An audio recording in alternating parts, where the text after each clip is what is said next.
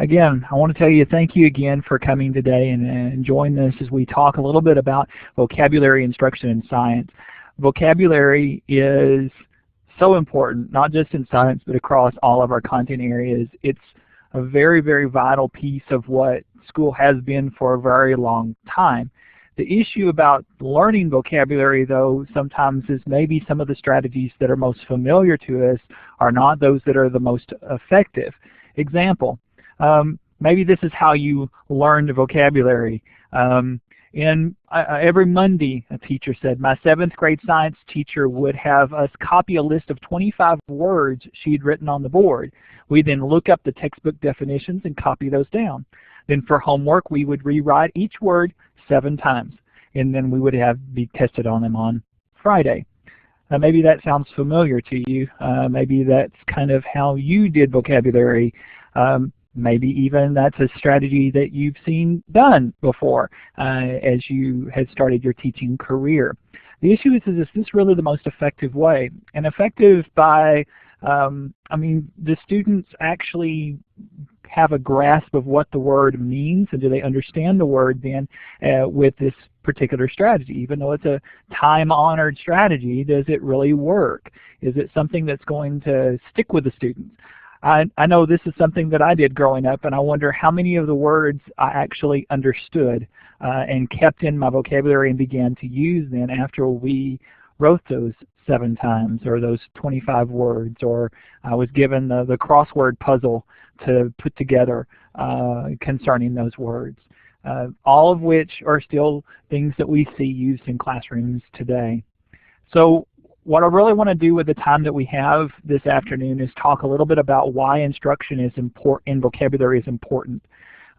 Why is it that it's challenging? Why is it that putting vocabulary into our daily instruction is important, but it's also challenging? Why we should look at varying the ways we instruct in vocabulary. And then how instruction vocabulary can be provided both directly and indirectly. In other words, what are the 2 types of methodologies that we can look at? How can instruction reach the needs of various levels of students? And then how can that instruction and vocabulary enhance content understanding? Knowing a word for just the word's sake is not usually something that's going to be that beneficial in science. And most of the words that we have that students struggle with are content area words. All are representing processes and concepts that are really what are important beyond the definition many times. In fact, as we look at this understanding of concept and understanding of terminology and definition in a concept or word, usually we see an evolution of that understanding as we take a definition of something like, let's say, work, which is mentioned in elementary as the physical definition of work, and then we talk about how the definition of that word evolves and changes as they go up into middle school and high school. So one of the most persistent findings in research is that the extent of students' vocabulary knowledge relates strongly to their reading comprehension and overall academic success. In other words, the more words that a student knows, usually the more successful they become academically. Now, there's some challenges that this statement brings up. And the first is this idea of children being caught in the vocabulary gap. In other words, one of the things that research has shown is that children in low socioeconomic status that have a low socioeconomic status usually do not have as many word exposure to them as other students do. So children in professional families are usually exposed to over 11 million words in a year, while maybe children who are receiving government assistance only see 3 million words. So school then has to become the great equalizer. If that's the case, then how do we equalize that difference in 8 million words over a period of 1 year that a student gets exposed to? 8 million spoken words would mean you or I as a teacher in these environments would be speaking constantly to these students. Now, one of the things that we notice also about vocabulary instruction is that the more words a student knows, the easier it becomes to acquire new vocabulary. Mostly because if you think about, if I ask you to personally define a word, So I give you a certain word to define. The more words that you know that you can use to help structure that definition in your head makes it that much easier for you then to tie in and create the content, the connections that you need in order to keep that new word, that new piece of vocabulary structured and stable in your use in your vernacular.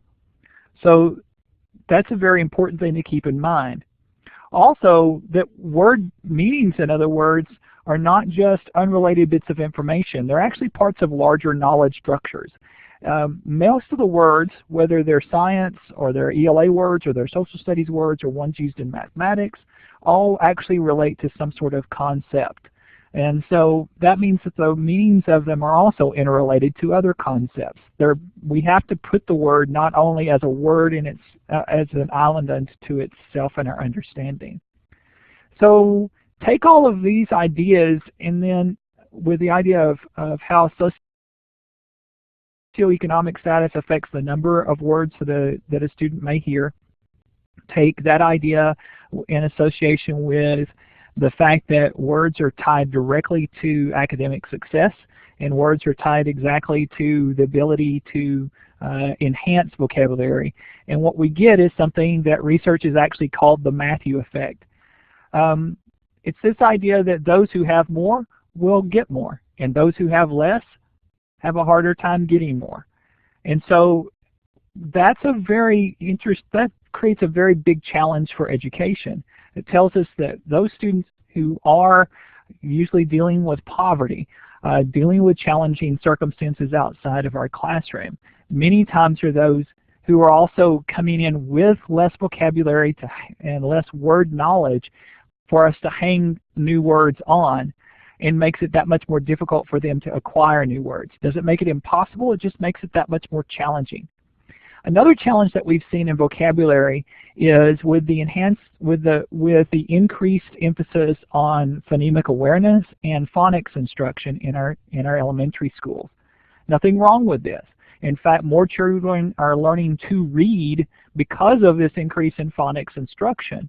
However, what we have noticed in the research is that even though we see better decoding skills and more students with the opportunity to decode words because of phonics instruction, we have not seen a similar gain in reading comprehension. Various research articles have shown this. So even though the students can actually read the words on the page, their understanding of what those words mean and what they're representing has not increased along with their ability to read. Now, take this into account with the Matthew effect, and then take the fact that people like Isabel Beck say that on average students should add about 2,000 to 3,000 new words a year to their reading vocabularies. 2,000 to 3,000 new words a year. And that's starting with when we begin to read to them and earlier, all the way up past their graduation, past college graduates and things of that nature.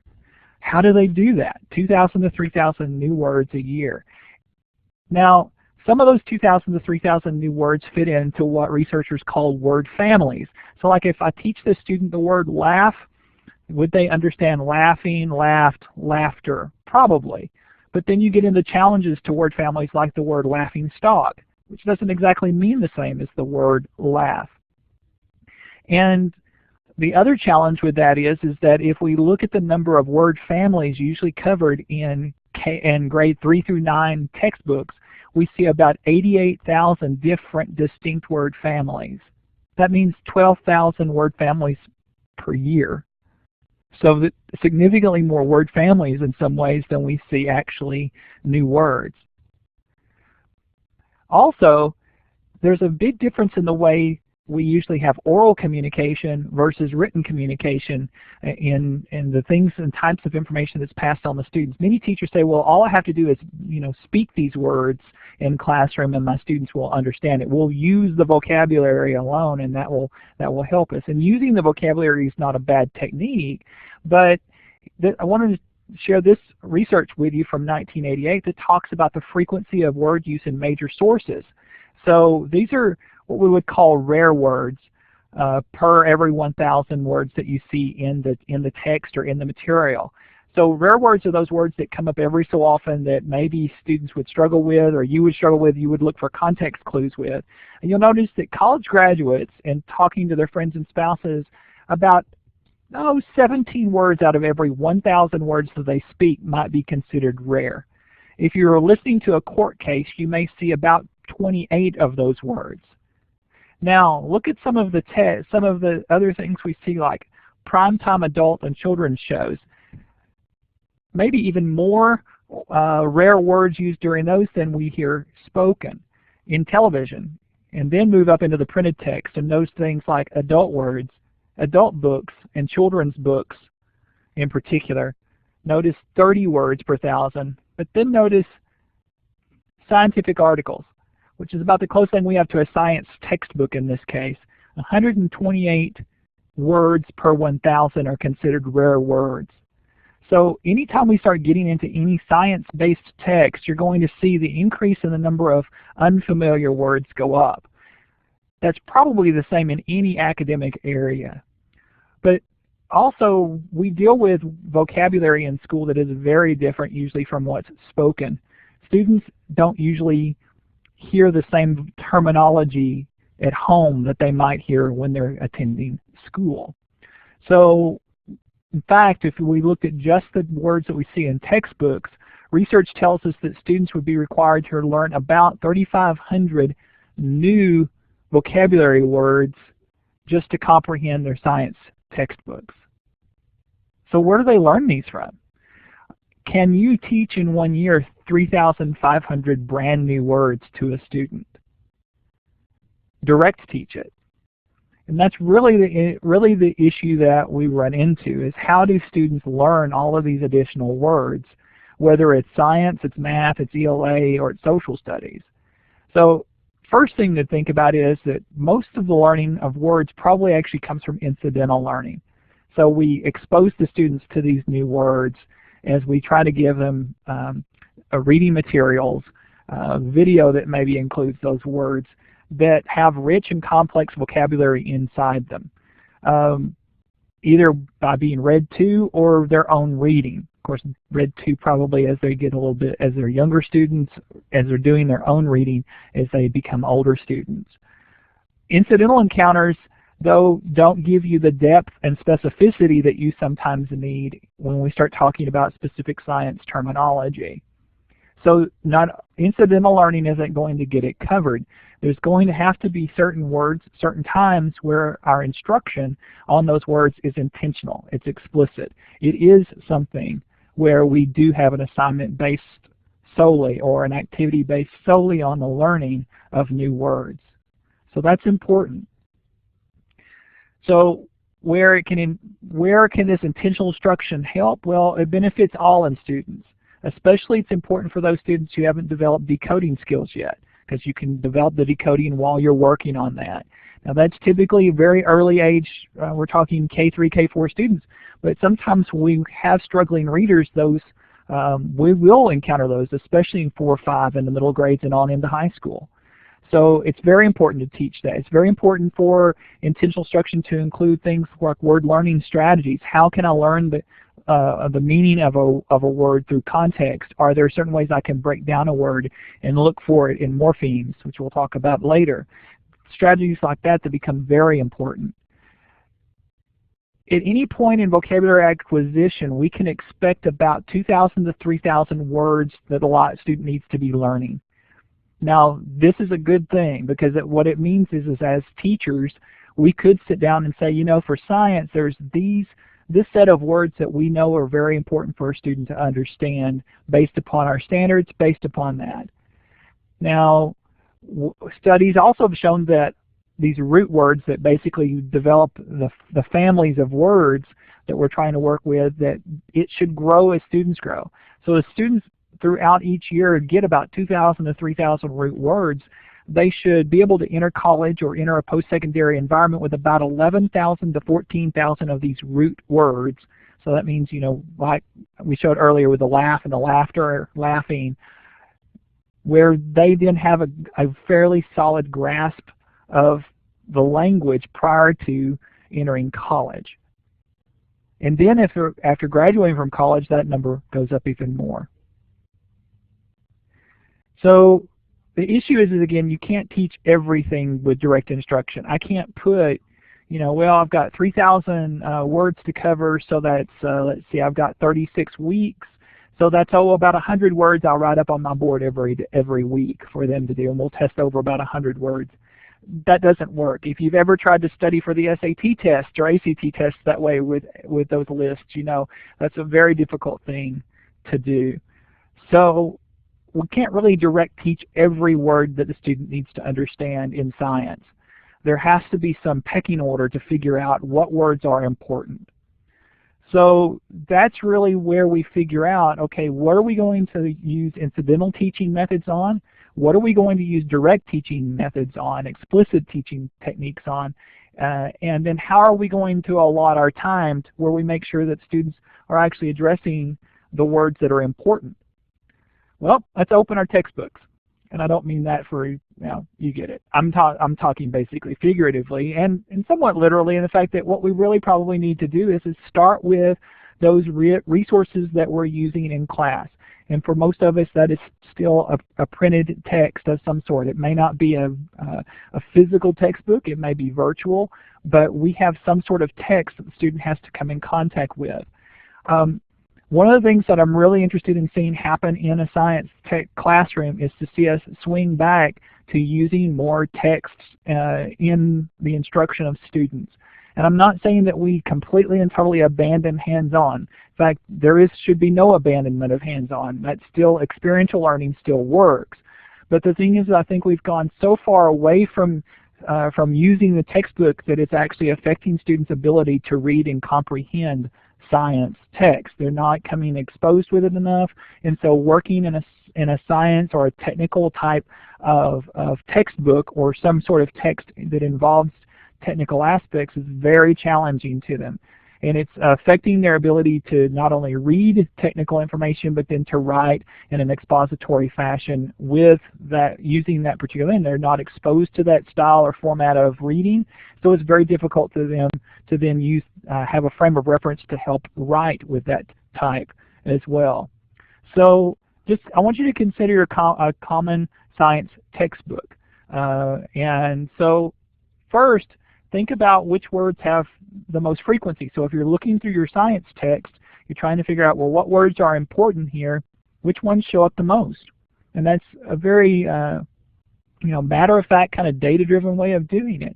Now, if you have a digital type of textbook, you can actually run these through a frequency counter by copying and pasting the text. Or if you have your own text that you share with students, like notes and things, and you want to see which word shows up the most, you can use a website like WriteWords or just do a Google search for word count and frequency tool and pull up a way of actually counting the words. Just to show you what this looks like, I'll share out, I'm going to go to my application sharing here for a minute and show you what this looks like. Hopefully you can see this okay. I'm going to pull this over where we can see it. Just a minute. Hopefully it didn't just freeze up on me bad here. Notice my video is frozen up. Can you hear me okay? Or did you lose me?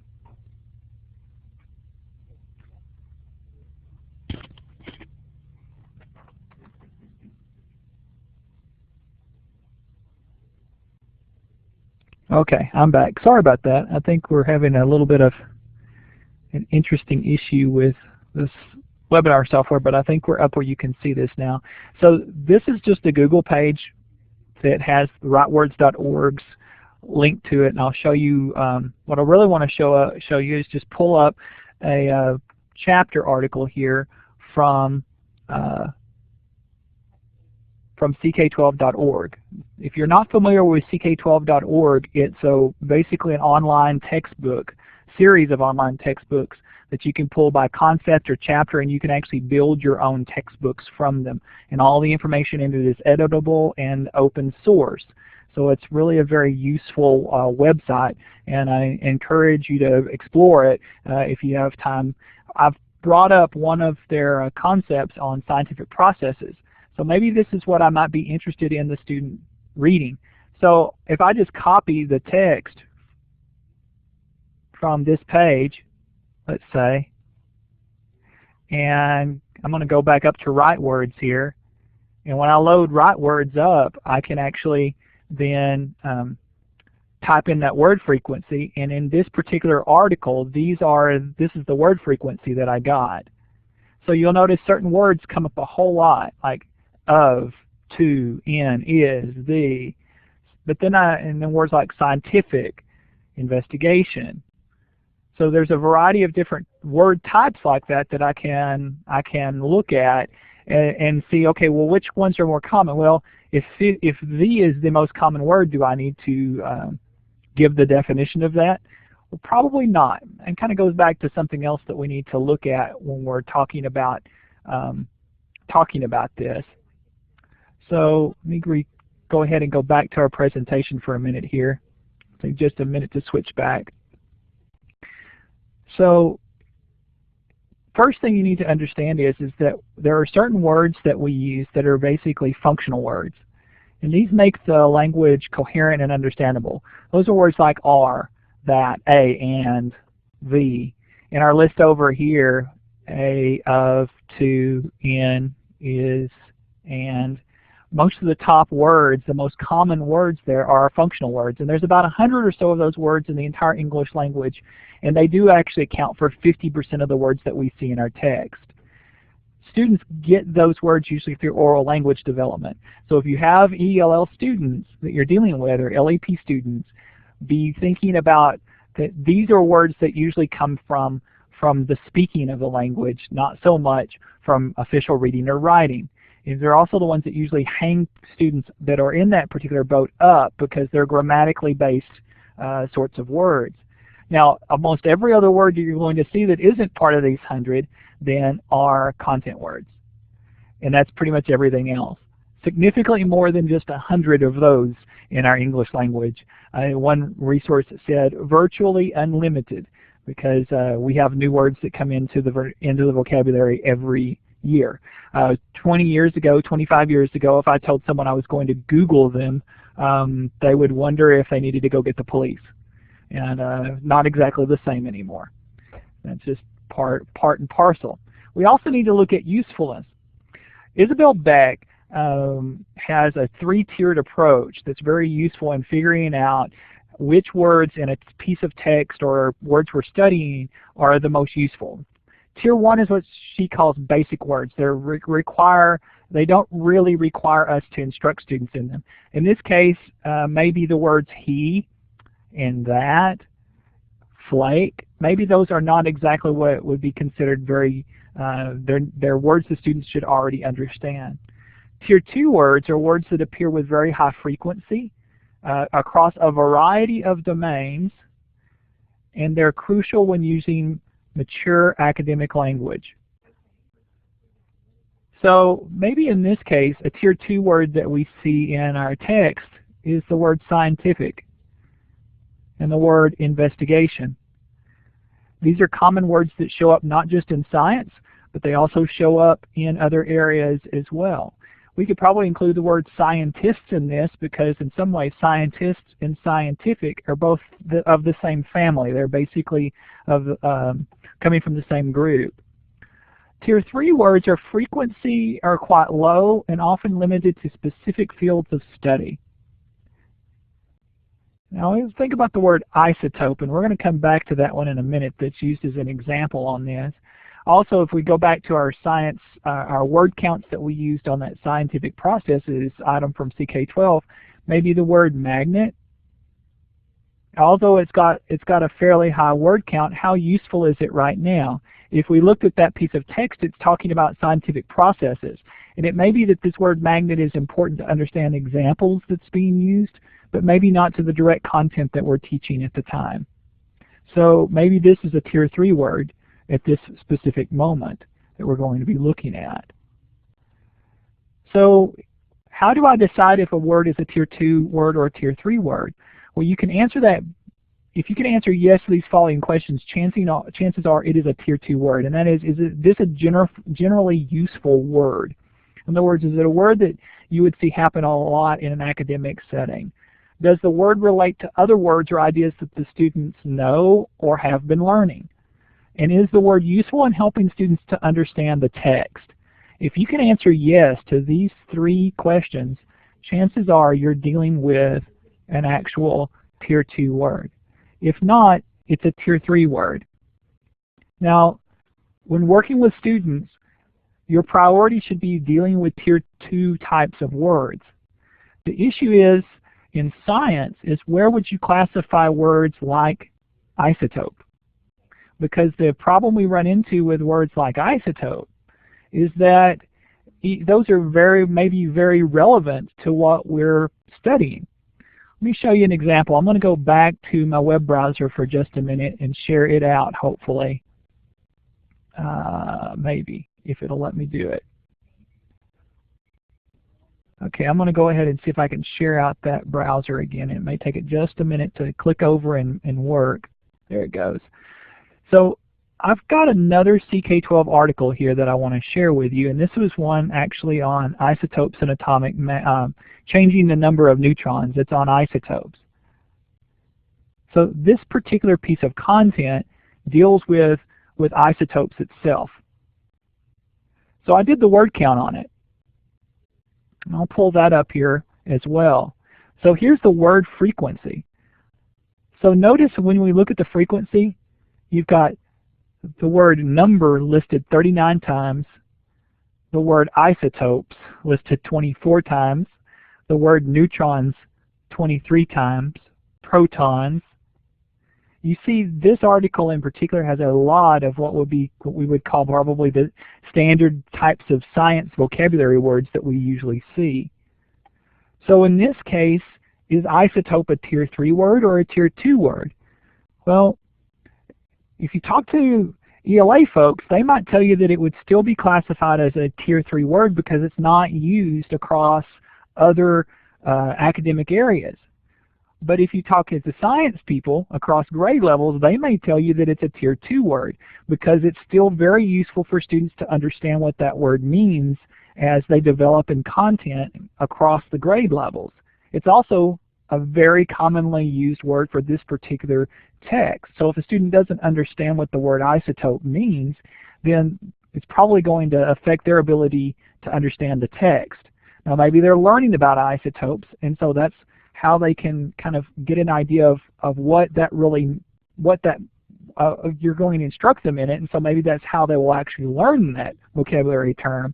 But at the same time, this is a very important aspect, a very important word maybe in what you're trying to get across to the students. So in one aspect, I would say there's no clear definitions on when a word is Tier 2 and when a word is Tier 3. It's based very much on the types of things that you're instructing the students on. Another way you can look at categorizing the importance of a word is have the students actually decide. And this works very well for upper level students where you let them do a knowledge rating. Now the trick with a technique like this is that you do not want to put a grade to this particular technique. You need honesty from them. If they think you're grading this, then they're going to say, oh yeah, I know every one of these words. So I can define every one of them. What you'd like to do is get this, this is a very simple door bell ringer sort of activity that you can do where you list the vocabulary words and you ask them, hey, do you know what this word means? The other way of approaching this is to go ahead and give them the text that they need to be pulling these words out of, and any words they don't know or they think they really know that are important, have them list those on a blank template like this as well. Now, understand that we're fixing to start talking about, in the time we have remaining, a bunch of different techniques that can be utilized for helping students get vocabulary. And these work not only in science, but they work across most of the content areas. So if you're teaching self-contained, most of these techniques will still work. Also, because these work across multiple areas, this is a good opportunity if you're in the middle and upper grades to go ahead and look at some ways that you can cross-connect some of these strategies with your ELA and other content area peeps down the hall from you. So there's no one best method that works. So if you ever hear of a program saying this method works, and only this method works, then probably I would run the other direction. most times you're going to need a combination of different techniques in order for students to understand the vocabulary that they need to for your content area. Expect about 400 words, per year in school to be direct taught, to be explicitly taught. Now I want you to notice something. That's not 400 words per subject area. That's 400 words per year. So that means you've got 60 to 100 words probably in your science classroom in a year that are ones that are to be effective, that you're going to be able to teach in a direct fashion. 60 to 100. Now how many words do you usually go? I know some biology units that I taught that had 60 to 100 vocabulary words in them in one unit. So be thinking about which words are really the most important. Which words are the words that students always struggle with in my content area, that these are the 60 or so words that really I need to make sure are directly taught, explicitly taught. In other words, we're talking about this, about basically bringing class to a halt, saying this is the word, and going through a process of teaching that specific word to the students. Now, say, well, how do I address the other words? Well, here's some ideas from the Texas Reading Academy and Reading First. They say encourage wide reading. In other words, what are the types of reading, of things that you can expose the student to make them have to come in contact with those words, whether it is textbook reading or beyond, literature reading even to an extent. And I'm not saying you have to read literature in a science class, but if that helps to expose the student to the use of those words, maybe not just the words that are in our science textbooks that are what we would typically think of as science vocabulary. Many of you know that the words that actually hang students up on state assessments are typically not science vocabulary words. They're other traditional academic vocabulary words like coincidental, similarities, inferences, words that we know in science that are used a lot on our tests but aren't science vocabulary words. Also expose students to very high quality oral language. The closer you can get the language in the class to be academic, and the closer that it mimics the written types of academic text that we see the students being exposed to, then the better off you're going to be. And this is extremely important for ELL and LEP populations of students, because they're already they do understand that there is a difference between the way English is spoken and the way English is written many times. But that means basically they're having to learn two languages at the same time. If we use a good old Texas vernacular and half sentences in class, and then turn around and hand them a science textbook that they're having to deal with in English at the same time. Promote word consciousness. In other words, are there ways that we can do wordplay, that we can take a word apart, talk about its etymology, make it interesting, have students do the same thing, and we'll talk about maybe some examples of that coming up. Also, to teach word meaning directly. Just do it. There are certain things, those 60 to 100 words, that need to be taught directly by the teacher. And then teach them to be independent in their use of word learning strategies. That there are things like context clues that they can use, word parts, efficient use of the dictionary or textbook glossaries, things like that can help them when they do run into a problem and they don't know what that word means. All right, so in our time we have remaining, let's go through some specific strategies that I want to share with you that you might find useful. These are like, well, you've heard me use this analogy before. They're like tools in a toolbox. You don't always use a wrench. Sometimes you use a screwdriver. Same deal with these. Sometimes these tools are going to be extremely effective for your classroom, and the classroom down the hall they would not work in. So keep them as tools and use them as such, because next year the tool that worked this year might not work next year, might not work next unit. First, have a policy in your classroom that says that all communication will take place in complete sentences. So that means when the students are writing, they're expected to write in complete sentences. But also, anytime that there is spoken language, there's any sort of discussions or a question and answer, anything like that, that you do not allow students to respond in phrases. And you yourself don't respond in phrases. If you hear a student respond in a phrase and not a complete sentence, you rephrase that that to make it a complete sentence. Do that for them for a number of times until they kind of get the hang of it. And if they don't get the hang of it, then say, I'm sorry, but remember we have a policy in here, we speak in complete sentences. Can you rephrase that for me and place it in a complete sentence? Make them have to do that.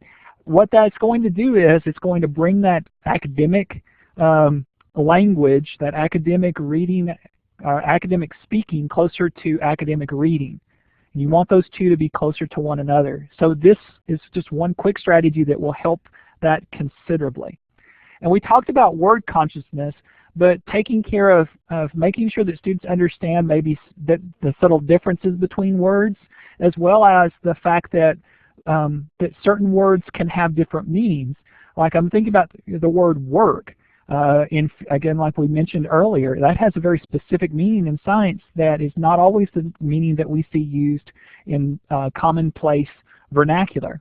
Or how about the word revolution? Because the word revolution in the social studies classroom is probably going to mean something entirely different from maybe what the word revolution means in a science classroom. So in these cases, those are types of words that you may have to put on that explicit list, not explicit because they're bad words, but I mean explicit as far as explicitly instructing students in it to make sure they understand the difference between how that word is used in one subject area versus how that word is going to be used in the science classroom. Word consciousness also means helping students to understand the semantic differences in synonyms, because we have a lot of words that talk about moisture falling from the sky, moisture being in the atmosphere.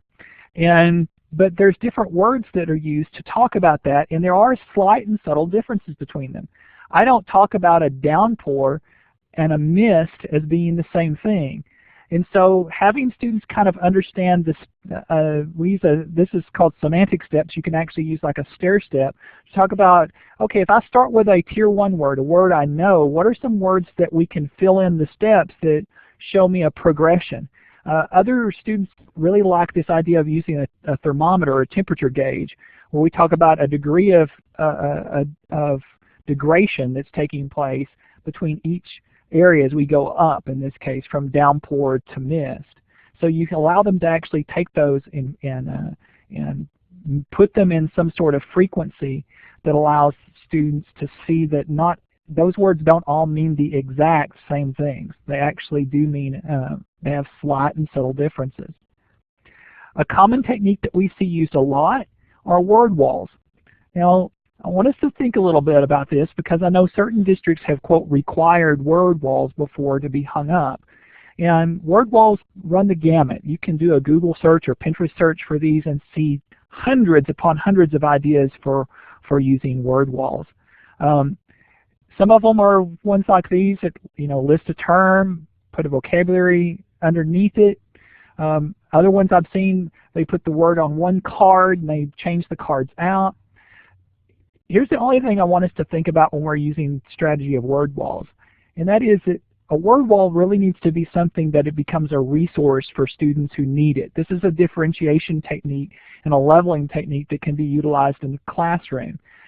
So if it's not something that the students can refer to when they get stuck, they get in a hard spot, then how useful is it? So think of it this way. If the only time I expect students to use these vocabulary terms like graduated cylinder and balance and hypotheses during the school year, and the only is at the first of the school year, how important is this that this hangs up there for the rest of the year? Now I would hope that these concepts of matter and hypotheses and microscope that we see listed here are used throughout the year, and that's why they're up there on the word wall.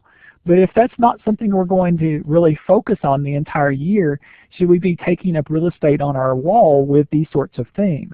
So make sure that it's things that the students can refer back to that are useful for them. And I'll give you some other strategies to where you may be able to take some parts of these word walls and actually put them somewhere else that's becoming much more useful. Sometimes on word walls we do see things like Freyer models hung up on the word walls. These don't have to be. They can be interjected into notebooks. They can be put almost anywhere under the sun. A Freyer model is an extremely useful technique for direct instruction of those 60 or so words that you got where students really need to focus in on. because they really flesh out the meaning of the word. The definitions should be student friendly. So that means the students should be able to write the definitions and the characteristics. What we've noticed with Frayer models, though, and I'll go ahead and mention this to you, is when you put the word here in the middle that you're interested in looking for, usually it's easier for the students to start with examples and non-examples first.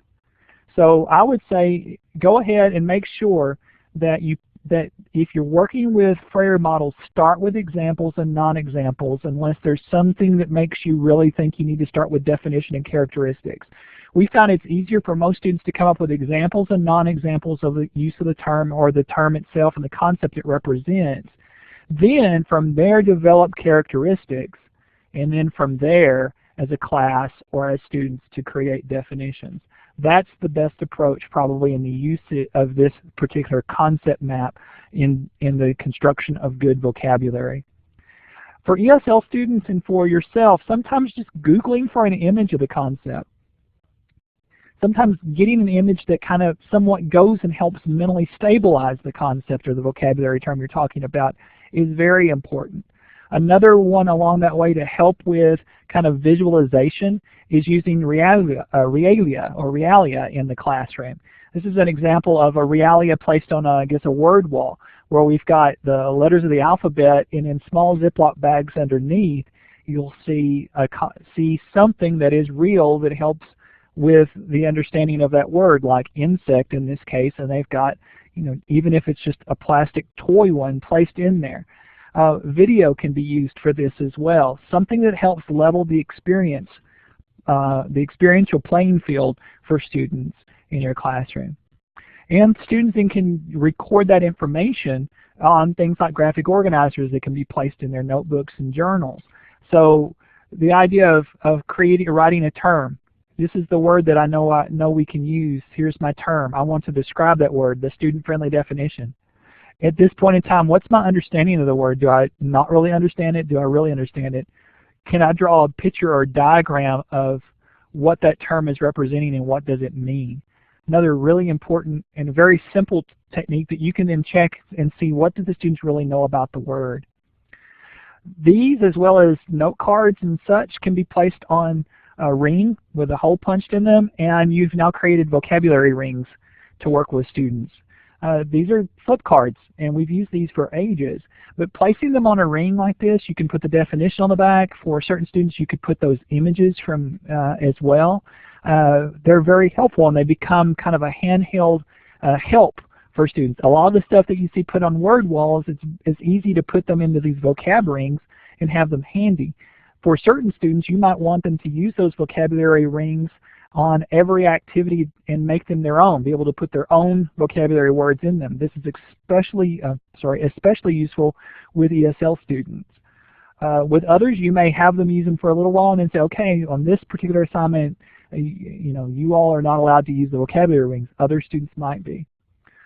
Along that same idea, the digital realm and the internet allows for a variety of different word games to be played, and flip card type activities like the website Quizlet, which we've used a whole lot here at the Service Center and we really like.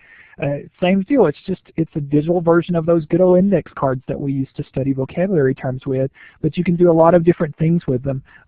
This website allows you to do a sort activity, so the students have to sort things, so you can do that with the terms. Another way of playing a shooting game, basically, where they have to shoot the right term with the right definition.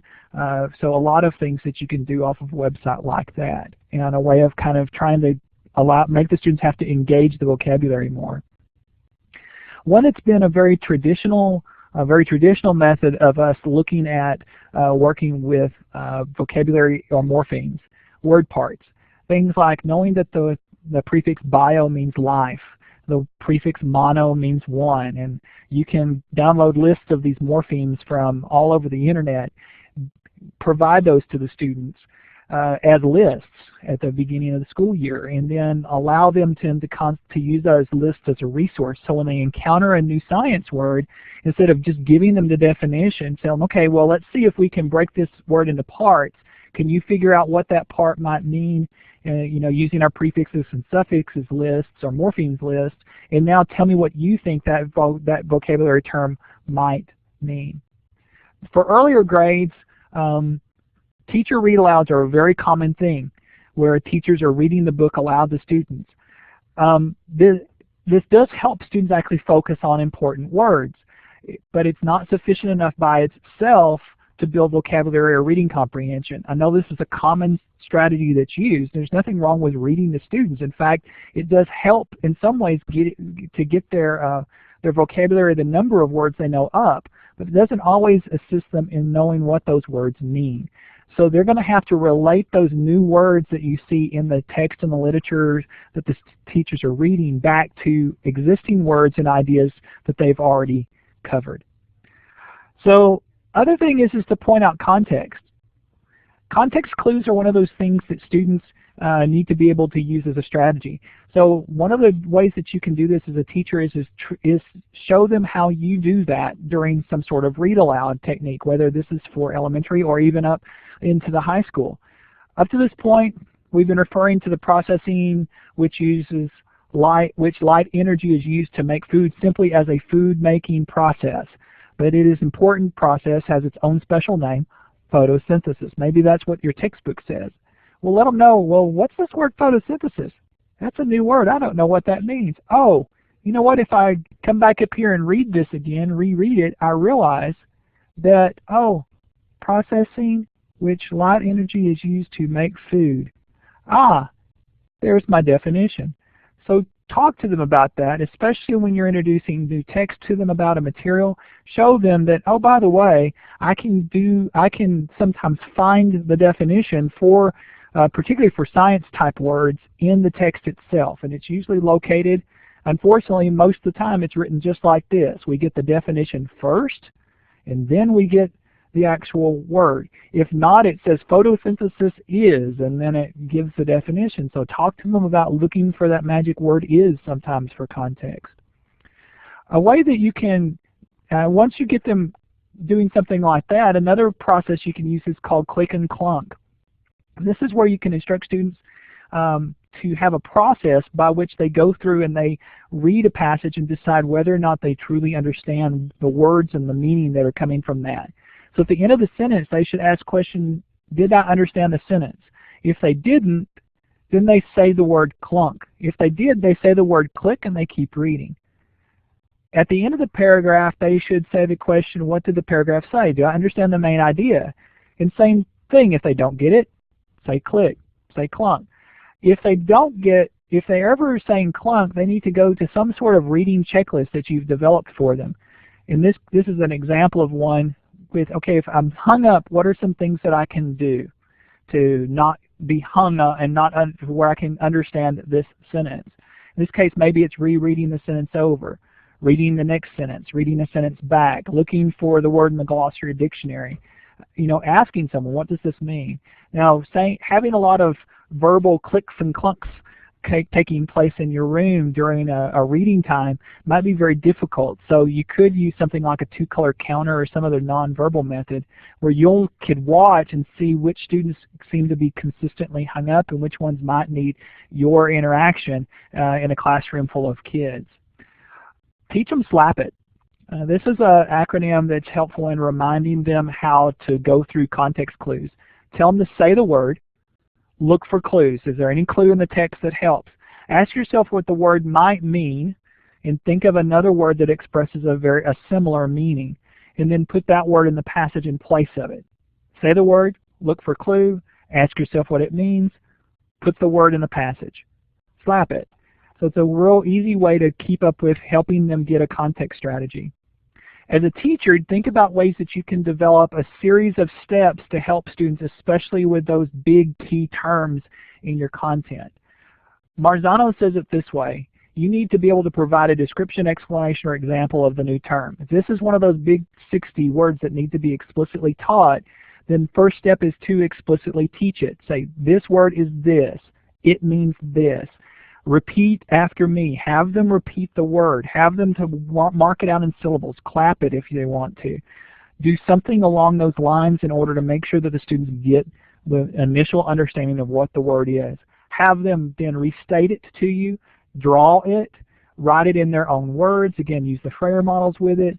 Ask students to construct a picture, symbol, or graphic.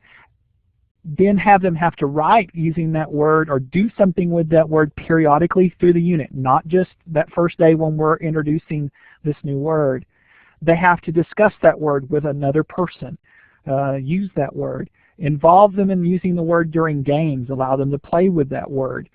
This 6-step process works fairly good in getting students to understand those key vocabulary terms that are so important to our content. And connect it to the rest of the framework that you're using. We use 5E a lot in science, where they're exploring, they're explaining, they're having to be engaged, they're having to extend. The same thing should be happening with our vocabulary. Have them explore that vocabulary word. If you're teaching the idea of friction, have them have to actually, feel what friction feels like. Have them work with different modalities of it. Friction, maybe, if you're talking about the surfaces coming together and things like that. However, you can give them some other context clues to help them keep that idea of that particular science term in head is going to be very, very, very useful.